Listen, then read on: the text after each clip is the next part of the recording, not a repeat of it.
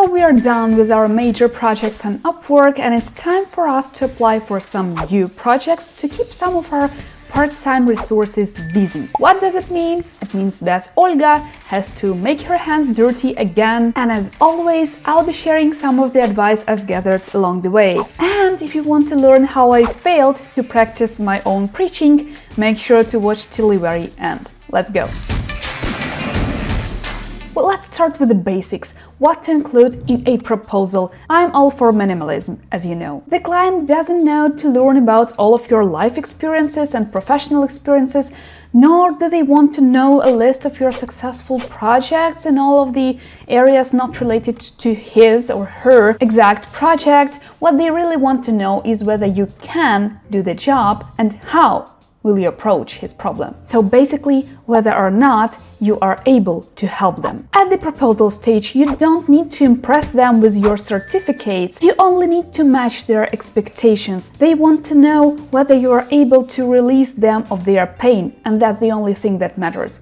Unless they specifically ask for some specific certificate, say Google or AWS, you don't need to throw them all over them because the clients don't really care. It's about whether you can or can't do the task. Actually, the shorter your application is, the better the response rate is to that application. It's actually a no-brainer. If a client posts a job on Upwork, it basically means that he or she wants to get it done as soon as possible without having to dive into too much details. If you say too much but not exactly what they expect you to, they would not hire you. And if you overthrow them with the novels of your life, probably they will just skip you without reading. Imagine being a client looking for a video editor to edit some of their YouTube videos, and imagine specifying exactly what you're looking for in a candidate. They should add some B-rolls, music, clear the background, or clear the background noises, or make some transitions, and you receive tons of responses to your job.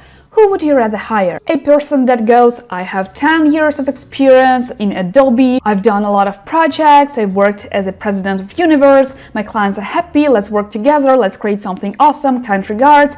Or someone who goes, I can make transitions and B-rolls in your video and make your videos more dynamic. Here are some examples of my work. Basta. So Top Guns, basically my advice here is forget about what you wanted to say, write something the client wants to hear. So guys, I've already found several tabs on Upwork that I find interesting, and I'll apply to one of these jobs now with you. And the first thing I want you to do as an agency owner is to define on behalf of which of your freelancers you are going to apply. In my case, I know exactly who I need to employ. Let's say we are going to apply on behalf of this freelancer of mine.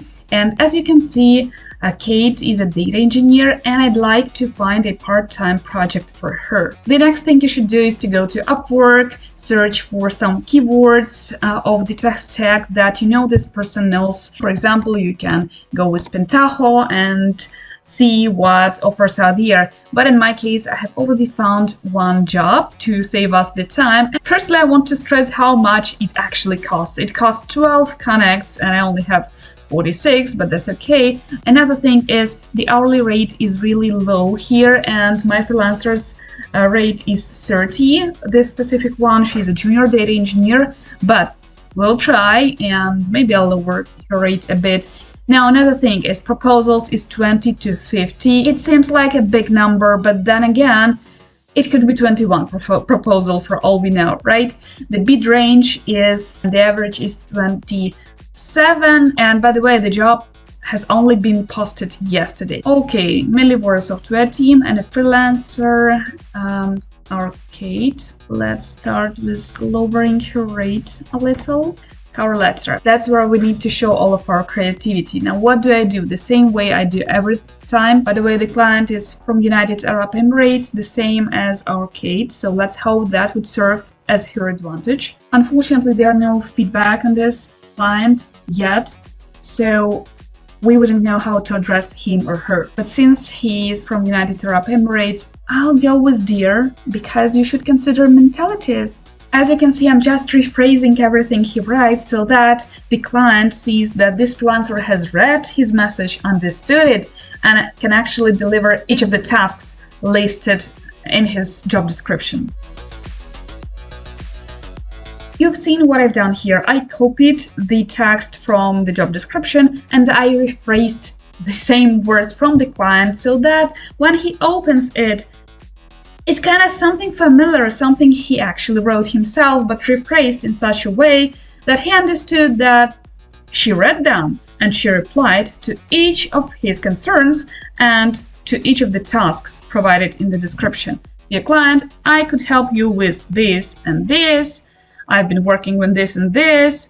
I haven't had much experience in this and I haven't done that, but we could discuss that on our call. And the call to action is ready to jump on a call whenever it's convenient. Such a bit, goodness. Do you want to boost this proposal? No.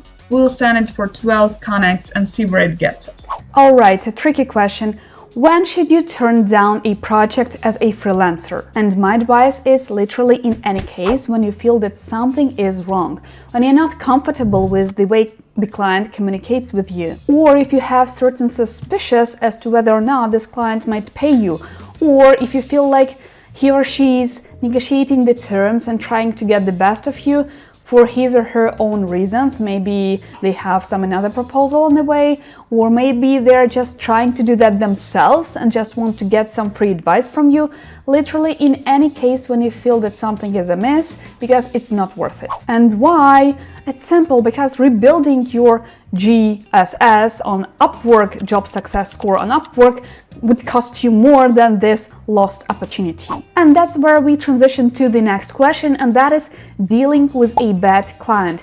Now this one is another tricky question, and on my channel I actually shared several times different types of clients you should not work with, both on Upwork and on LinkedIn and wherever. Those could not be necessarily the aggressive types or scammers who want to rob you of your money and time, although there are numerous types of these ones. But bad clients could also be the indecisive types who keep asking you for more questions or more consultations, and then you will just end up not having an offer from them. And in this case, it's actually easy. Again, it's up to you, but if you feel that there might be difficulties around the corner working with such an indecisive type, he or she might be as indecisive in confirming your work and accepting it and paying you. Now, if you've already started your cooperation and there are some problems that you already are facing, there is no one-size-fits-all approach and advice, because some clients are actually reasonable and can be talked into solving your mutual problem between yourselves. And it typically only takes you reminding them that it's not only you who gets a rating on Upwork, but it's also them as a client who gets a rating on Upwork. So you might want to remind them that you don't want to ruin your mutual reputation, and let's part our ways on good terms, whatever it might take. However, I don't recommend a full refund or a partial refund. If possible, avoid it at all costs. And it's not only about you getting your money for the time spent, but also refunds affect your job success score. The best way to get out from the bad situation is agreeing with the client that he or she doesn't have to pay for the last milestone, so that they could close the project and give you your 5 stars, and you could give them a nice feedback in return. Just make sure you make this agreement in written form in Upwork chat and make sure the terms are understood. Naturally, it doesn't save you from them not keeping their word, but it's the best approach you can take. However, if the problems piled up, there is still an option for you to end the project yourself at any convenient moment. So please do that if you feel that it gets worse and worse. And of course, I hope you don't have to be reminded, make sure that you hold all of your communication in Upwork chat. It's rare that Upwork support will solve any disputes or issues in your favor as a freelancer. Naturally, they favor clients, but at least this way you have a chance and a proof that you were right. And if for any reasons you hold your communication elsewhere, in another messenger, via email, whatever, make sure to keep the most important screens of your communication in the Upwork chat, and you can actually play it over in a way that, oh, John, Mary, whoever, I just wanted to specify that this condition, screenshot, is what we agreed on previously. Play the dump here so that you have proofs in the chat. In worst case scenarios, you can even manipulate with those threatening to report the client to Upwork as one who required you to work outside the platform. If there's anything Upwork cares about, it's their profit. Anyways, let's hope you'll never have to deal with that, because the best way to deal with bad clients is to avoid working with them. Now, the important question, how to get testimonials for your profile, which is crucial because those are proofs of you having done actual work on Upwork and your clients being satisfied with your performance. So that's actually what it's all about, to work, to get money, and to get a good feedback for your work. And that's the easiest question of all. You ask for it. And if it's a lengthy project, my advice is don't wait till the very end of your cooperation, ask at the right moment. Now, when is the right moment? Well, it's simple. It's when your communication and your relationships with the client are at their highest. When the client is happy with your work and when he or she had some nice word for you in your chat, that's when you ask for a feedback. Don't wait till the very end of your cooperation. If it's possible to leave a feedback on Upwork now, some projects, like lengthy projects, require for you to work at least a month on Upwork until the client can give you a feedback. But in some cases, if those are short-term projects, they are able to give you a feedback before the project closes. And you don't just ask for any feedback. Hey John, please leave me a feedback on Upwork. No, it doesn't work like that. You should tell them exactly what you want to hear and exactly the rating you expect. And you tell them that a 5-star rating is crucial for your GSS. It's important for your profile and for your future performance. Don't be afraid to write such things in the chat, because 90% of clients actually don't get this. They don't understand that even 4-star rating affects your profile significantly.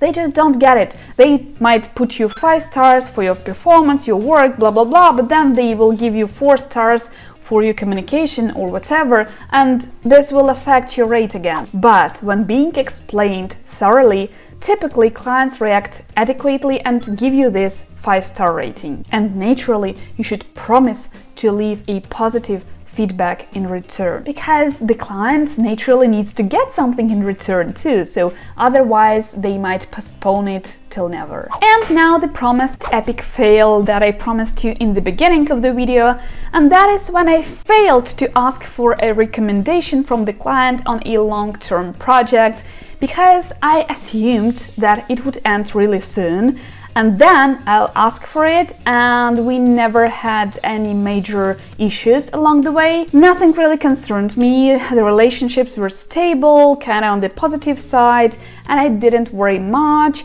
and I should have. How did it happen? Well, after several months of our fruitful cooperation, the client put the project on a pause.